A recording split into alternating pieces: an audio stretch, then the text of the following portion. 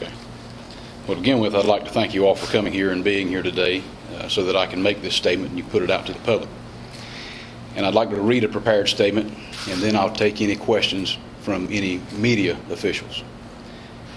Many of you have been contacting the Sheriff's Office hoping to get a comment on the recent charges filed by federal authorities against former members of the Carteret County Sheriff's Office. My office has been instructed by the U.S. Attorney's Office not to address any specifics in their investigation and to refer all questions to the U.S. Attorney's Office. My office has followed these instructions, and we will continue to do so. However, I am here today to try to give you as much information as I possibly can without jeopardizing their investigation. I am doing this in hopes of informing the public, protecting the credibility of my office, and to take some of the burden off of my staff and our deputies who have been hounded with questions since this story broke. Literally just a few hours after I was sworn in as sheriff, I began the transition process by checking and documenting the evidence and funds in possession of the Sheriff's Office. What I found was that there was no standardized accounting procedure for either drug funds or evidence.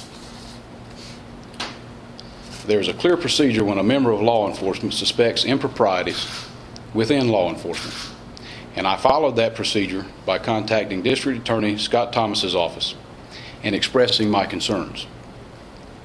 In short order, the information was passed along to the State Bureau of Investigation, and from that point forward, the investigation was handled by their office and later joined by the Federal Bureau of Investigation, the Criminal Division of the Internal Revenue Service, and the United States Attorney's Office. It is important to make clear that I knew nothing of the activities included in these indictments during my time as a deputy sheriff. Furthermore, based on the investigation, I have no reason to believe that anyone currently employed with the Sheriff's Office had any knowledge of these activities while they were occurring. After becoming sheriff and my initial suspicions were passed along to the district attorney, my knowledge of the details of the investigation was limited, as is the correct practice. This week has been a difficult one for the staff of the Sheriff's Office. Our deputies in particular have had to field a constant barrage of questions. I would ask that the public please allow the members of the Sheriff's Office to do their jobs without additional burdens and pressures of fielding questions that they have no knowledge beyond what has already been made public. Finally, as a firm believer in the media's important role in keeping the public informed, I thank those of you in this room for the work you have done on this story. I've done all within my power to give you the information that I am legally allowed to release. I plan to continue that practice on this and other issues. However, I would ask that the media outlets remember that allowing people to make false, unsubstantiated, and often libelous comments under the cloak of anonymity does nothing to further the freedom of information or the safety of our community. And now I invite any of your questions, and again, I will try to answer them as completely as I can without violating the directives from the United States Attorney's Office. There are a lot of people in the county. This is a sensational case, obviously, drawing a lot of attention. This is a black eye on law enforcement in general. Certainly our office and the members who were former members who were accused of these crimes. People do a lot of talking, and there's a lot of gossip and rumor that goes around. And our deputies, especially our deputies who are out in the field, of course, we receive phone calls from time to time. A number of people have called our office wanting us to review some old cases. But our deputies in the field, whether they're on duty or in their off-duty time, or certainly they're being barraged by people asking questions. What can you tell me about the case? And like I mentioned, I'm the sheriff of the county. We initiated this and brought this to the attention of the district attorney and then to the SBI and on. And I and members of my staff have cooperated in this investigation 100%.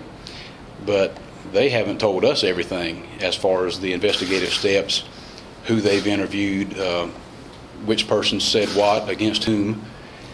So I'm not even privy to all that information. And so certainly our deputies and our staff members in the sheriff's office, they're trying to continue their day-to-day activities. Just because this has come about doesn't mean that we've been able to stop what we're doing.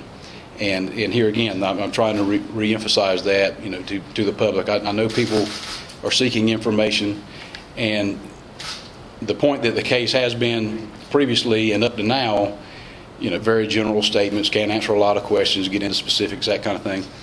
That leads people to speculate. I hate to refer anybody to read these blogs because I personally don't think they're very useful. I think they give people the under cover of anonymity, any number of attempts. One person can sit there and type 30 blogs, and they can tell any lie, express any opinion, whatever they want to say about anybody, about a person, somebody's family, a case, and they have nothing to do with the cases whatsoever. But I think you could read those blogs as well and see where we have a lot of people who support us on there as well. And we certainly have received that from the community. The community has been very supportive of us, but at the same time, they're hungry for information. And that's part of the reason that I'm doing this today. Is I don't want any citizen in Carteret County to think that their sheriff is sitting in his office trying to cover something up or not trying to be truthful with the people in the county. That's why I've asked you all to be here today. And here again, like I said, I'm trying to get as much out there at this point as I can. And once all these cases are settled, we'll certainly be free to discuss more specifics at that time. Sheriff, is there any possibility that this current case could impact or jeopardize previous cases? Well, that's kind of a hard question to answer right now. Certainly, is there a potential there or a possibility? Maybe, but I don't really foresee that right now. I've been asked to review a couple cases so far. When I first took office, I was asked to review several cases, which we did. And sometimes people who have something to do with a case, especially family members, they may not have all the answers. So sometimes people connect dots that don't necessarily need to be connected. So we dealt with this when I first took office, and it's really no different now. And we've made ourselves available to review some cases, and thus far we've not made any different determinations on any cases than what was previously reached. I'm not concerned one bit on how this is going to affect my reelection. Here again, people can speculate on different things. Everybody's different. Just because I think about something one way doesn't mean that someone down the road is going to look at something exactly the same. The timing I certainly had nothing to do with the timing of this coming out. Like I say, this investigation started in earnest probably after I'd been in office for about 2 weeks. So we've been dealing with this almost from day one, after I took the oath of office. And a number of us who knew some of what was going on, these are things that we've had to keep under our hats as far as an investigation, and continue to do our jobs. And that's what we've done. That's what we're going to continue to do. The timing of all this coming out and the indictments coming down and how people were interviewed and when they go to trial, I have nothing to do with that whatsoever. That rests solely with the United States Attorney. I just happen to have a primary that is coming up soon, and these events happen to coincide. I do my job to the best of my ability, and my staff does the same thing. And here again, like I say, if people want to speculate on certain things, they can do that. I'm coming out here today to try to set the record straight on how this came about, and to show the people of the county that I'm an honest person, and this is the way that I run my office. Safety, service, and accountability is not just a political slogan. That's the way we operate every day. And we've had tremendous support since I've been sworn in as sheriff. We continue to receive that support, and I don't think that this is going to affect the election one way or the other in any stretch of the imagination. All right? Thank you.